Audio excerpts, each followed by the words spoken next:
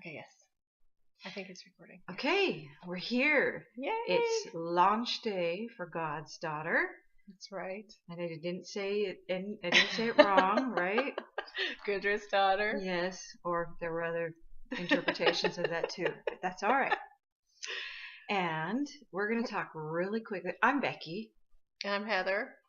I don't know She's where I'm the supposed to author. look. Are we supposed to look at that? Actually, we're supposed to look at that. Okay, we'll look at Okay, that, so not at each other. Right.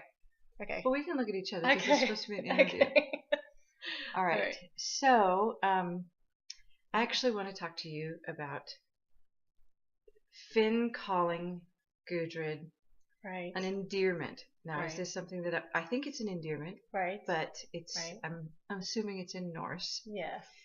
Should I ask my husband to call me this? Is that a good thing? And what should I tell him to call me? Okay. So in the book, Finn calls Gudrid. Finn is Gudrid's husband, and he calls her a skuringer. And I'm sure I'm probably butchering the accent there, but it literally means a woman who stirs up the fire. So, and that is a compliment. It means she's brave. I guess it means she's kind of fearless. And so I actually based that on, in the sagas, it says that, well, Finn's mother called her that. So that it's an endearment. So it's not just a good thing. Passionate term from a husband to a wife. Right, it could also just be that's your personality. Right. She's a brave woman, which we get from the from the sagas, that she travels with these husbands. She's traveled with all three husbands to different areas, Okay. different continents, really. Say it again. She had three husbands. I mean the term. Oh, skuringer. Skuringer. Okay, I'm going to take that home. Or maybe skuringer. I don't know. Well, really? I'm going with a German accent for the Norse words. Okay, so now let's talk about that really quickly. Okay. You have a lot of italicized words in your book. There are several. They are explained, though, in the book. They are explained. And then there will be a glossary on my website for that. But yeah, one of the hardest ones, I think most of the names are pretty easy, Leaf, Snorri. I deliberately shorten those names or change the names because in the sagas there's a lot of Tor names. So I changed Tor Hall to Hallstein and Tor Gunna to Gunna, which worked pretty good for her, I thought. And Finn, is easy to remember. But the hardest one for me was Gudrid's mother-in-law, which is Leif's mother, and her name is Chadild. But it's spelled like, it looks to me like Chodhild, but it's pronounced Chadild. Interesting. So that's the big one that will sound different, really. Right. Okay. You said Tor. Mm-hmm. Are we Americans calling I would Thor? say so, yeah. I think I wouldn't call it Thor. I consistently call it like, oh, the movie Tor 2 is coming out, and my kids will say, no, it's Thor. I'm like, no, it's not. It's really not. All right. Okay. So basically, no, you're good. So I'm wondering if you're in there or not. Okay. I can move in, but we're highlighting you. Okay. So okay. So basically,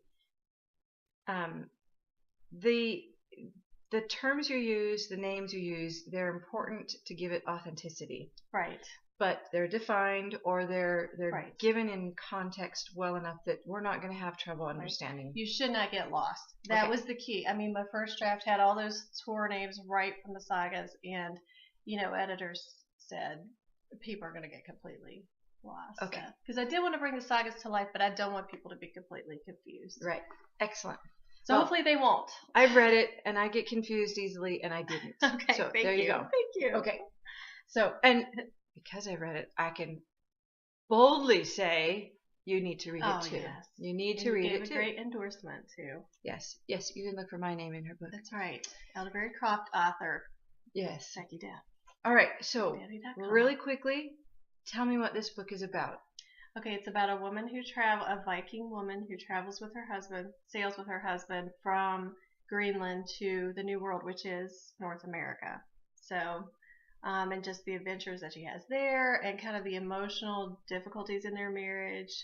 So it's a lot. There's a lot of action going on. They meet with the Native Americans, which they call Skraelings.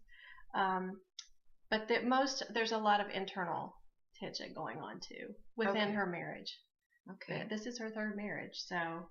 And now, this is called God's Daughter, but we're Mhm. talking about Vikings. Can you talk about that a little bit? Yes, because and if I've blogged this around, but Gudrid was in my novel. She was trained actually, and in the sagas as well. She was trained as a seeress or a Volva, so she knew all the chants and the runes and things like that. Um, of paganism. So, but she rejected it for Christianity. So I really wanted to bring that out, that she is, that's kind of a theme in the book. There are a lot of fathers. She has a real father. Then she had like an adoptive father, and then she has a father-in-law who is Eric the Red, and he's great. Eric the Red, he's dead, unfortunately, when this book starts, but I think you kind of get a feel for his character. But in the end, she realizes, above all this, or even being someone's wife, she is God's daughter. Okay. Okay. I will tell you, having read this book, this is not preachy. Gudrid does not try to win over all the Vikings, and not even her husband. She allows her husband to seek out his own faith, but this is where she lives, and so even though the title of this book is very straightforward, it's a decision that she has made for herself, and she's living within that decision. There was one thing that you said earlier, and then we need to wrap this up. You said that Leif's mother is her mother-in-law, but when we started, we were talking about Finn being Gudrid's husband. Right. So can you explain the husband-mother-in-law relationship? Yeah, sorry. I guess I think more of Chadild in this book as her mother-in-law, but she's actually the mother of Thorstein, who is Gudrid's second husband. And Thorstein is Leif's brother. So I don't know if that's confusing, but she's had 3 mother-in-laws. One is just kind of out of the picture. Her first mother-in-law, she was married when she was really young. Her second one is where she really feels her heart is, at Brattahlid, which is where Leif lives, and his mother-in-law, and Eric, as I said, is gone at this time, but her sister, one of her sisters-in-law, who is a reindeer herder, so that's okay too. But anyway, so that's kind of in her heart. That's her mother-in-law. She hasn't really been in Iceland, which is where Finn's mother is. Okay. They've been in Greenland, so. Okay. And then they've kind of, with the trading route, he was in Greenland, they got married, then they go to the New World, then they're back at Greenland, and that's where the book will end for now. Okay, so first husband was dead. He's dead. Second husband dead too. Dead.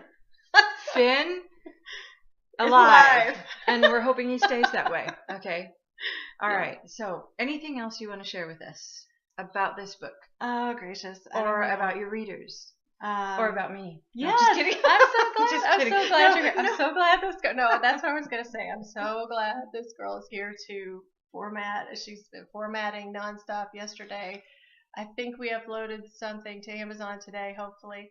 But just lots of work that I was dreading. So, and I would have botched up. So Becky has done everything. Okay, thank you.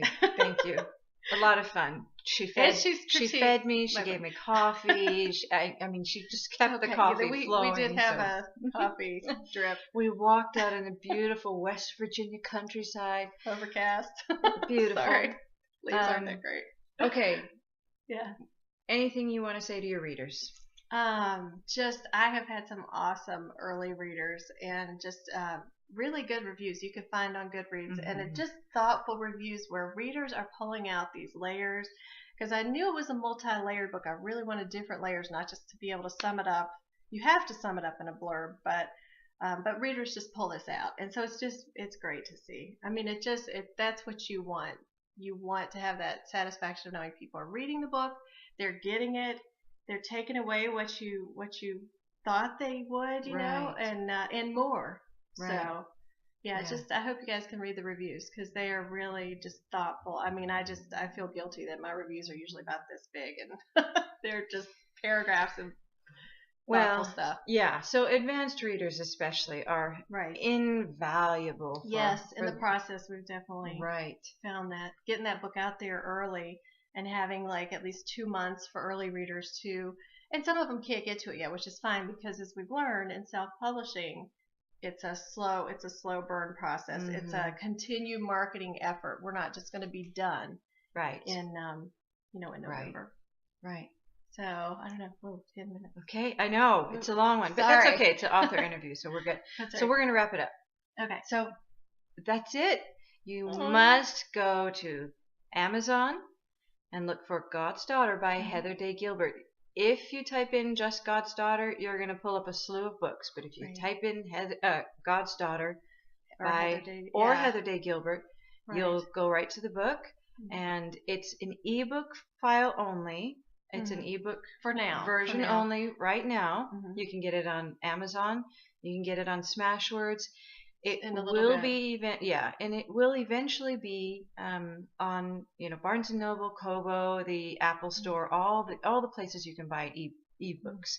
And the plan now is to do a hard copy, and that should be available hopefully by the end of November. I'm hoping. Okay, in time for Christmas. We're working on it. Yes, it's coming. Should be available in time for Christmas. And make sure you scroll down, read a little bit of the extra tidbit, look at the fantastic picture of the cover. It's a beautiful cover. Thank you, John. Yes. Thank you, John. Yeah. And there it is. So let's support our authors. This is something that we want to gift to you, our hearts in our words, and we so appreciate everything you do for us. Yes. Thank you. Thank you. Yay. Okay. All right. We'll hit stop.